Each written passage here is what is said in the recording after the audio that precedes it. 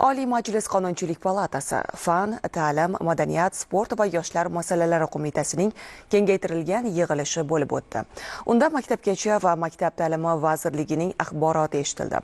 Birlashgan Millatlar Tashkilotining barqaror rivojlanish maqsadlarini izchil amalga oshirish bo'yicha sohada tizimli ishlarni tashkil etish hamda 2030-yilgacha bo'lgan davrda barqaror rivojlanish sohasidagi milliy maqsad va vazifalarning bajarilishi borasida amalga oshirilayotgan ishlar to'g'risidagi eshituv tafsilotlari muxbirimiz lavhasida. Vazirlik axborotiga ko'ra, bugungi kunda maktabgacha va maktab ta'limi tizimida 38 mingdan ortiq bog'cha va 10.146 ta maktab faoliyat yuritmoqda. So'nggi 7 yilda maktabgacha va maktab ta'limi uchun mablag' 7 karra oshirildi. Natijada maktablarda 1 millionga yaqin, bog'chalarda 1,5 million yangi o'rinlar yaratildi.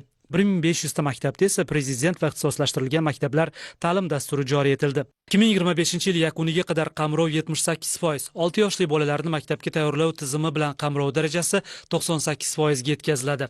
Mutasaddilar fikricha, joriy yil yanvar oyidan tajriba sinov tariqasida 208 ta maktabgacha ta'lim tashkilotida inklyuziv ta'lim joriy etildi. Ulardagi 250 ta inklyuziv guruhga 612 nafar nogironligi bo'lgan maktabgacha yoshdagi bolalar jalb etilgan. 2025-yil 395 ta oilaviy maktabgacha ta'lim tashkilotlari tashkil qilinishi ko'zda tutilgan va bu asosida 16.751 ta o'rin tashkil qilinishi ko'zda tutilgan. Yana shu bilan birga umumiy o'rta ta'limda raqamli kutubxona manzilli dastur amalga oshirilgan bo'lib, bunda maktablarda mana shu ta'limda darsliklar bilan ta'minlashni nazorat qilish yo'lga qo'yilgan.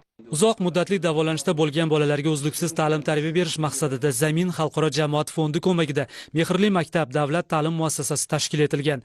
2023-24-yillarda 7 ta hududda uning filiallari tashkil etilgan bo'lsa, 2025-yilda Surxondaryo va Xorazm viloyatida Mehrli maktabning filiallarini ochish rejalashtirilgan. Muhokamalar davomida deputatlar sohada amalga oshirilayotgan keng ko'lamli ishlarni alohida e'tirof etib, 2030-yilgacha bo'lgan davrda barqaror rivojlanish sohasidagi milliy maqsadlar va vazifalar ijrosi bo'yicha nazarda tutilgan xarajatlarni o'z vaqtida moliyalashtirish, mazkur yo'nalishda belgilab olingan yo'l xaritasining ijrosini to'liq ta'minlash choralarini ko'rish bo'yicha tegishli taklif va tavsiyalar berdilar.